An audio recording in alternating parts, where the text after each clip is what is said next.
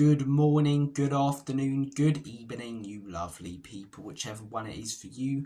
Welcome back to Lilywhite Lane. I hope that you're all having a really good Thursday and week wherever you are in the world and whatever you are planning to get up to. And you're all very welcome along to your Tottenham Hotspur versus Liverpool match debrief. Most times after a Spurs game we do a debrief the day after, and the recent ones have been depressing. They've been downbeat, but I've got a feeling this one's going to be a little bit more enjoyable because it was a great result last night and performance from Ange Postecoglou's Spurs side. Spurs 1, Liverpool 0. That was the full-time score at the Tottenham Hotspur Stadium, and Ange Postecoglou's Spurs side take a much-needed and well-deserved, let's be honest, 1-0 lead into that second leg at Anfield. Nothing but praise for me in this video for the manager and for the players. I've got a lot of things I want to discuss. Certain player performances, Ange Postecoglou, how he tweaked the system last night and how I want to see it more going forward.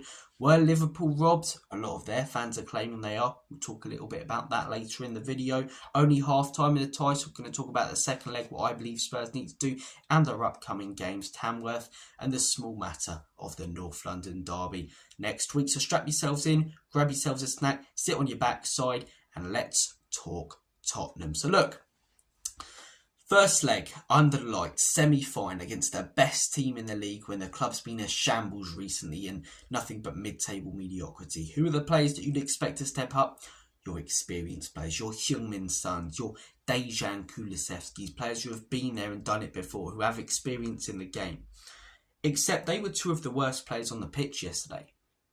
The best players on the pitch were our youngest. The youngsters who you'd expect to hide when the big occasions come around, struggle with the 50-50 duels and physicality in a game like this in a semi-final. The youngsters, under all that pressure in a semi-final against the best team when we've been a joke recently, stepped up. They really, really did. It was a great test of mettle, and a lot of our youngsters on that pitch last night really impressed me, a lot more than our experienced players. I thought Son was pretty poor. Kulusevski was pretty poor. Solanke could have been better. The offside goal was a little bit unlucky, but Solanke could have been better, in my opinion. You look at other players such as Timo Werner, he'd be more on the experienced side now, not fantastic.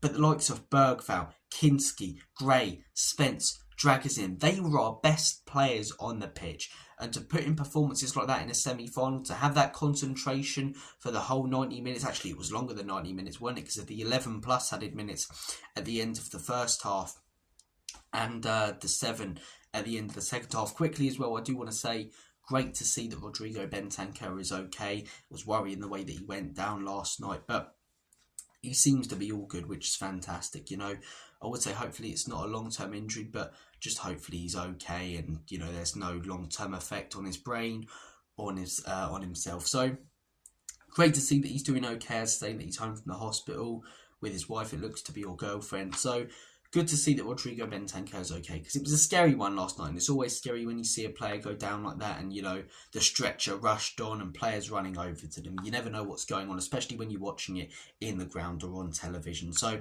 thank God he's okay. But look, getting back to the youngsters last night, they were the ones who stepped up. They were the ones who stayed concentrated for the entire game, and I want to give credit to all of them. I want to discuss all of their performances. First off, Lucas Bergvall. He was the one who scored the goal. He was excellent. Shouldn't have been brought off in that Newcastle game. The fact that Brennan Johnson didn't get brought off and he did instead at first was a joke, in my opinion. He's been really good recently, and last night was his best performance in the Spurs shirt. His first goal, he was fantastic. First joined the club, I think there was a lot of pressure put on him by fans because of the expectation around him, because a lot of our fans hype up every youngster that comes into the club like they're the next so-and-so, this next perfect player. And as I say, he wasn't quite delivering at the beginning of the season. Didn't do anything poor, but just looked pretty average. And, September, October, beginning of November, not that impressed by Bergvall. But as time's gone on, sort of towards the end of November, when he's had, cameos in December, and especially at the beginning of this year, he's picked up his performances. And last night was the best of the lot. He just looked fantastic throughout the entire game. Being physical, aggressive. Liverpool fans would argue too much. Trust me, I will get onto that later in the video and give you my take on it. But really pressed well, in my opinion. Dropped back towards the end of the game, did the defensive work that he needed to. Linked up play brilliantly. Simple things. Passing and moving and passing and moving. It allowed us to flow last night a little bit more than in recent games. And yeah, I thought he ran that midfield brilliantly. I really, really did. That goal as well, you know, he hasn't got much time. It's not a bad ball by Solanke, but there's not much weight on it, and he's got 2 Liverpool players coming in where if he doesn't hit it at that precise moment, it's tackled and cleared away. But he does. It's precision, it's power, it's perfect from Lucas Bergvall, who puts the ball in the back of the onion bag and gives us that lead. Such a crucial goal, you know, because we played well last night. The defence were excellent, but we were heading towards a 0-0 draw where it would have been huge advantage to Liverpool at Anfield. You know, we know how we tend to crumble in away games, especially when we haven't got anything to hold on to in them. So Lucas Bergvall stepping up late in the game with a moment like that, excellent stuff. It really, really was. His overall performance was fantastic, and credit where it is due. Archie Gray, another one like Bergvall when he first joined the club, not bad but pretty average. A lot of expectation on his shoulders with that 40 million price tag that I myself said I believe should have been spent on an experienced player, and I still stand by that. But in recent games, he's looked solid. And tonight, it wasn't tonight, it was last night. But last night for me, his best performance in a Spurs shirt. He was unreal. Absolutely unreal. That little bit of play, where he passed that ball to Kulusevski on the outside of his boot whilst doing that skill to beat the Liverpool attacker. Just excellent, man. Excellent. But what impressed me most about him was his positional awareness. Liverpool had no clear-cut opportunities last night. In my opinion, that was due to him and Dragusin and how positionally aware they are. Header after header after header after header away, clearing it, not giving Liverpool any space in the box to get a decent opportunity, forcing them to shoot from outside the box. And Kinski did his job, and we'll get onto his performance and Dragusin's in a second. But Archie Gray, just fantastic, man. Fantastic. When it comes to playing the ball out from the back, he was the best out of the lot in defence.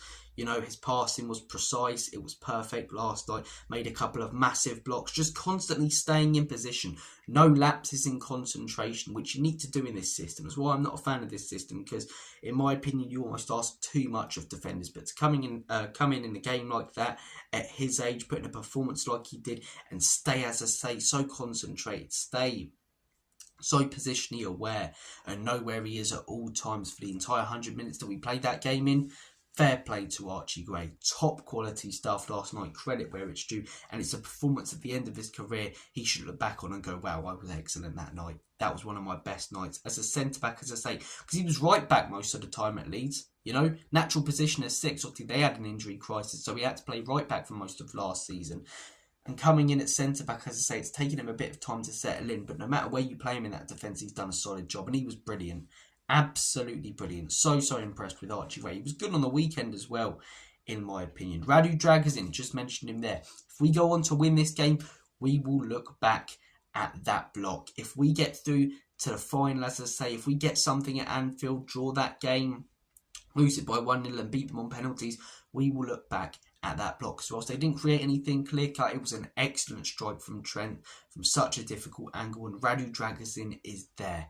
Perfect, as I say, placement of his body, and he still has to react unbelievably quickly. That ball's being fizzed towards him, as I say, and it's not his right foot that has to react. It's not straight at him. He has to quickly turn and allow his left foot to make the block, and he does. It's a brilliant block. It's a brilliant goal line clearance.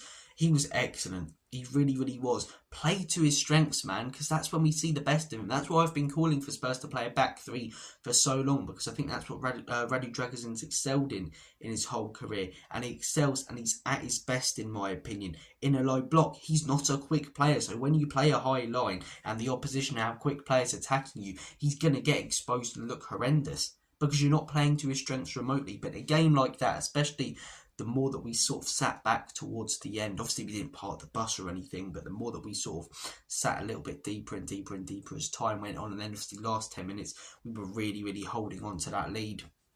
That's when we saw the best of him. He got better and better as the game went on. Every single cross that was put in by Liverpool, like Archie Gray, even more so with Dragusin, heading it away, clearing it, you know, by all means, not trying to play out. That's what really impressed me as well. Last 10 minutes, we're not trying to play out. You get the ball, you head it away, it falls to your feet, just smash it away, man. Let us regroup a little bit. He was fantastic. Absolutely fantastic, Radu. Credit where it is due. And look, he has made mistakes. Do I think he's a top quality player? No, I don't. If, as I say, someone said you can have a Bastoni or someone like that and sell Dragusin, I'd take it all day long. But considering all the injuries we've had because of this manager's tactics over the last few months, the job that he's had to do, one of the most hard-working systems for defenders. He hasn't done an excellent job, but he hasn't done a bad job. And last night was his best performance again in a Spurs shirt. Kinski, 2 days training, and he puts in a performance like that. He's an ex-Petr Cech. No, he's not. I'm not going to start saying that, because that's what we do to youngsters, man. Put pressure on them, you know. Some youngsters, you know, deal with pressure well, and this goes for all sports. I'm a big darts fan. Luke Littler deals with the pressure well. We don't want to allow these guys to turn into like Josh Rocks, you know, because we put so much pressure on them. Don't start saying he's the next Petr Cech because he put in a great performance, because that's where you pile on the pressure for him to put in that unreal performance game after game after game. Let the boy play with freedom. Let the boy, as I say, play to his strengths. And last night he did. And last night he was phenomenal. When you consider we only just signed the lad, he'd been here 2 days. People were talking about how solid of a keeper he was at Slavia Prague. And he comes in and puts in a performance like that. Credit where it is due. Fantastic stuff. Didn't necessarily do anything outrageous, make any outstanding saves, but some really, really good ones. Some really good positioning in his goal from when Liverpool had a few shots from outside the box. He was in the right place to just claim it.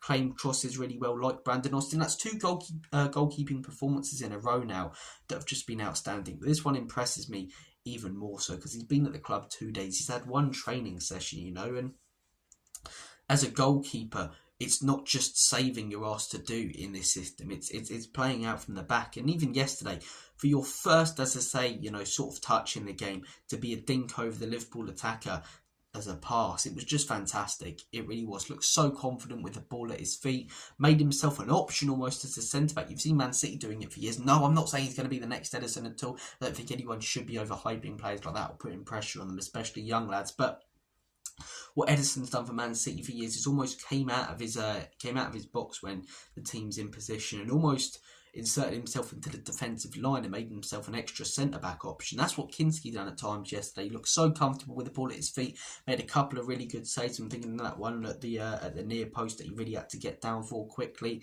That was fantastic. Commanded his box well. Perfect. Everything you could have wanted from him last night, you got. And as I say, maybe play Brandon Austin against Tamworth, North London derby. I'm thinking you play this lad. I really am. And I'll tell you what will benefit him, playing for a club like Slavia Prague, you know, with that crazy atmosphere behind you. He's one of those who might not be intimidated by the Anfield atmosphere. You know, few will. Few will, of course they will, because that atmosphere in the second leg of a semi-final when they're behind, they will be up for it in that second leg. But Kinski, I mean, playing for Slavia Prague, you know, hearing that constant noise behind you, even when you go to away games in that league, the fans aren't the nicest over there. So I don't think he'll be remotely affected by tough atmospheres like that. Really, really solid performance and credit where it's due. Jed Spence, fantastic yesterday. Sensational it was. I mean, it looks even stupider now that this manager left him out of the Europa League squad when he chose to keep him for depth, because he can produce a performance like that. And in my opinion, fullback-wise, he's been our best this season. Pedro Porro's had a few decent games here and there, but not the most amazing. Udoji's been struggling with injuries this season. I think Jed Spence has been fantastic. That Coventry game, he should have started the game after, he didn't, but when he's got opportunities to, especially over the last month, because we've had injuries, he hasn't made one mistake in my opinion. He hasn't done one thing wrong. His passing's been brilliant, his link-up play's been excellent. Defensively, looks a lot better. When someone like Pedro Porro last night was going forward, crossing balls, you know, Spence was staying back a little bit. I understood that was his job, and it didn't allow Liverpool to play one pass and then they're through when they were trying to counter-attack us. So Jed Spence was fantastic. He really, really was. Look, I've talked about the youngsters who really impressed me more than the experienced players who I would have expected to step up. I've got to give credit to Ange Postecoglou, right? Does one result change my opinion? No. And I'm going to get people in the comments section who haven't commented on my channel for about a month now, going back on old videos where I've questioned Ange, saying, where are you now? You've gone all white. It's a process. One result's not going to change my opinion. We're currently mid-table. Do we have better players than the likes of Brentford? Do we have better players than the likes of Brighton? Do we have better players than the likes of Bournemouth? And all these teams are above us. Yes, this man has been back more than any other Spurs manager over the last few years and is doing a far worse job, in my opinion. But that doesn't mean I don't want him to succeed. I want nothing more than this guy to succeed like any Spurs manager. Do I think he will? No. Even though he won last night and beat Man City, and have gotten these brilliant results at times under him. I don't think he will succeed. I don't think it will work out at Spurs. And I do think that he will be sacked. And I think in the future, that will be for the betterment of the football club. Because I think someone else can do better than him. But he deserves credit for last night. You guys know I'm Ange out for a number of reasons. I won't go into all of them right now. But I'm not going to start saying we fluked a win under him and Ange was lucky and, the players just did what they wanted to and didn't listen to him, because you could see the tactical tweaks last night and he got it bang on. As the game went on, that line dropped a little bit more and allowed us to hold on to that lead. The wing-backs weren't inverting as much. Pedro Porro at times still was, but not as much. And that was the same against Newcastle. And I think that's when we see the best out of Porro. That's what he is, man. He's not a right midfielder. He's a right wing back. He's a great crosser of the ball. That's why Antonio Conte signed him, because he works well when he's wide, in a wide position to cross the ball. And his crossing over these last couple of games has been fantastic. Why have we been inverting him for so long? Absolutely great from Porro last night. And Spence as well. I don't remember seeing him invert into the midfield once. Porro a couple of times, Spence not at all. So we weren't inverting the wing-backs yesterday. And we were really, really hard to break down, I think. That's what was different last night to so many other games. We didn't commit so many bodies forward when we got the ball every single time. Liverpool had a few chances, but nothing clear-cut that I can remember, which you wouldn't expect with Spurs. If you're coming up against Spurs as a manager, I'd probably be saying this: sit in deep, counter-attack them. You will get opportunities because they give you some. We didn't give away anything last night. And whilst that's down to the defence, it's also down to those little tactical tweaks from the manager, who, in my opinion, despite me not wanting him here, despite one result not changing my opinion, got it absolutely bang on last night and deserves credit for doing so. We can lose 4-0 to Liverpool, invert both fullbacks. It's who we are, mate. And, last night's out the window, but he's given us an advantage. The players have given us an advantage heading to Anfield, and credit where it is due. Look, Liverpool fans, always the victims. Were Liverpool robbed? I'm hearing all them scousers that say salty fans this morning and last night saying they were robbed. Look, I'm sick of this whole, robbery. And it's not just from Liverpool fans. Our fans were doing it on Saturday. Shut up, man. Robbery. A robbery was last season when Liverpool came to our stadium, yeah? That was a robbery, because that was a clear and obvious error that there was no debate around from anyone. It's not Diaz might have been onside, it's Diaz was onside. Everyone can see that Diaz was onside. That was the wrong decision, end of. That's a fact. That was a robbery. Spurs versus Man United donkeys years ago, where we scored from the halfway line. That was a robbery, because everyone could see the ball was in. Last night was not a robbery, because so many people are debating whether Bergvall should have been sent off or not. And when you've got that amount of debate, it's not a robbery, because people are disagreeing on whether it should have been. It's not clear and obvious.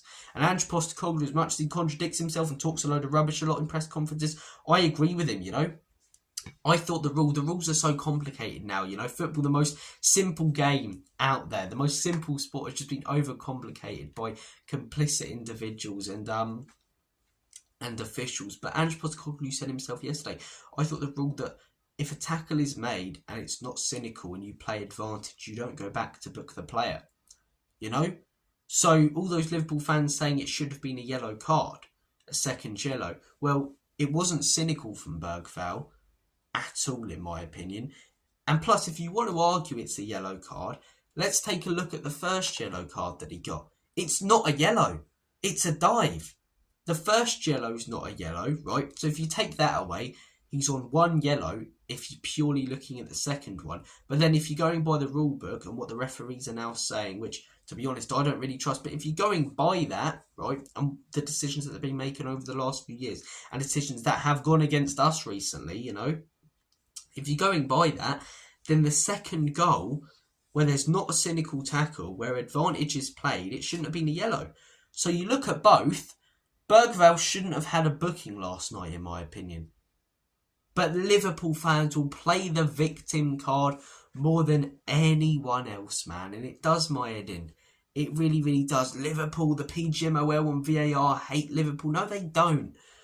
They're just complicit and fucking useless. They don't hate any club. They're not biased towards anyone, so you can shut up about that. Just stop trying to get your clicks and say, you know, why always us? Of course it's Liverpool. Of course it's that. Because every single club says it. Chelsea always say it. Of course it's Anthony Taylor. Of course it's Chelsea getting robbed. Arsenal, yeah. Arsenal always getting robbed by officials, you know. Every manager acts like they're hard done by. Just shut up. You know, no one's hard done by. No one's hard done by.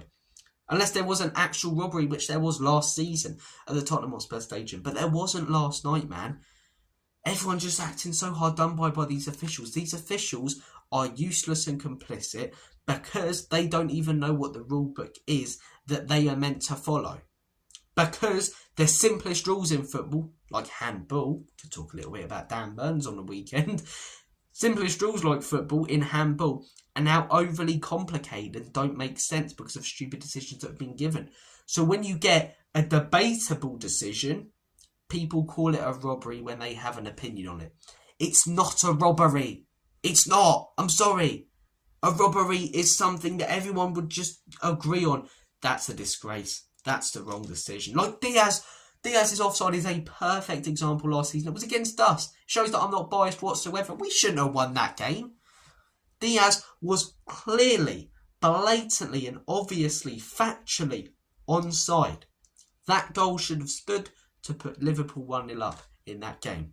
But Bergvall yesterday, in my opinion, should have been sent off because the first yellow is not a yellow, and the second yellow, if you're going by this rule book now, if you're going by what referees have said, and if you're going by what decisions have been given this season and over the last couple of years, it's not cynical and the ref plays advantage. The ref plays on.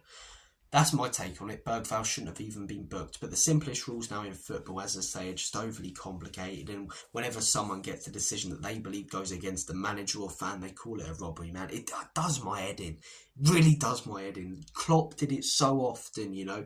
Liverpool constantly do it. The PGMOL, they hate Liverpool. They despise Liverpool, you know. You've had some ridiculous decisions go your way, just like they haven't as well. Champions League final, for fuck's sake. Talking about the Carabao Cups. Oh, robbed. Yeah, we were robbed in the biggest game of our history. Shut up, man. Robbed. It weren't a robbery. The one last season was a robbery, but oh man, people just like Spurs fans on the weekend. Oh, robbery. It was a debatable decision, and then I see these same Spurs fans in the debate about it in the evening.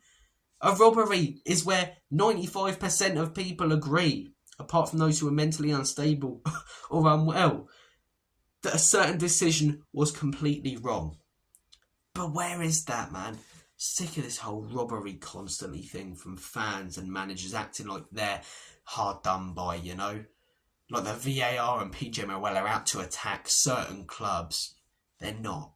They're really not, man. They're complicit. I hate VAR, what it's doing to football. I do believe there's a way where it can be worked, but I believe it's ruining the game right now. And it leads to this outcry of fans every week when there's debatable decisions that they have an opinion on to cry out robbery and jump on that bandwagon. Does my head in, man. Does my head in. But look, only half time in the tie. It's 1-0. We could easily be 2-0 down in those first 10 minutes at Anfield. And all the work that we put in last night goes out the window. We need to be aggressive in that game. We need to be solid. And in my opinion, we need to get through the barrages at times that Liverpool are going to attack us with, you know. We can still lose that game and get through if it goes to penalties 1-0. But you cannot just completely, you know, be opened up like a can of beans at any point in that game. We need to be solid. In my opinion, we need to play very similar, probably more defensive than we did last night to give ourselves a real chance of going through to the final. Only half time in the tie, all still to play for. 90 minutes gone, technically in the tie though, 45. So look, see what happens. That's in February though. Spurs have got 2 games coming up. The massive game against Tamworth on the weekend and a small match of the North London derby next week. Look, in all honesty, the Tamworth game is probably bigger because what are we actually competing for in the league? Nothing. We're not going to get Champions League or anything. We're not going to, you know, win the league like Ange said we might pre-season. So the Tamworth game sends us through to the next round of competition. The Arsenal game does nothing for us. But obviously the Arsenal games means far more to us fans. It don't matter where we are in the table. It's pride. It's you know, bantering your Arsenal mates on a Monday morning or getting bantered all week, and it's extremely painful if you lose. It's extremely painful up until you win, to be honest. It's the game that means everything to the fans. Postecoglou didn't quite get that in our last game, didn't quite get that towards the end of last season, which I'm shocked because, I mean, you manage Celtic, you'd expect him to get it more than most managers. But yeah, hopefully we go out there and get a win there. I'm not expecting it, but Arsenal aren't on great form either. They're really, really not. I do think we've got a chance of getting something there. And Tamworth, you'd expect us to win. I do hope we field a half-decent squad, though, because if we field the likes of Werner, their players must be looking at us. Keep in mind, these are non-league players, more physical than our lads who are privileged Premier League players who sleep in silk sheets. These lot are fighting for their lives, you know, on that pitch to earn a little bit of money to feed their families. They might be looking at someone like a Timo Werner if they line up next to them, or a youngster who hasn't quite been, you know, on the pitch recently. If we play someone like an Elise or someone like that, and thinking, we got to rough them up a bit, lads, and we've got our chances. So don't just skip past that game like it's 100% a win, you know. Play a decent squad, but also probably rest a few players for that Arsenal game. We don't need to play, you know, Shilman, Son, Dominic, Solanke, Richarlison, Kulu, Maddison. He'll probably play Maddison though, because you don't like playing him in the big games for some reason. But look, guys, we've discussed, as I say, the magic from the youngsters, the poor performances from the experience. We've discussed Ange. Liverpool, were they robbed? Were they bugger, in my opinion? Tamworth and Arsenal next, only half time in the tie. How do you think the second leg will go? What's your prediction from the weekend game after? I'm going to make like a banana and split. Take care. And as always, come on you Spurs. Ian can leave you out. Ange out. Lange out. Have a great day all. See you later.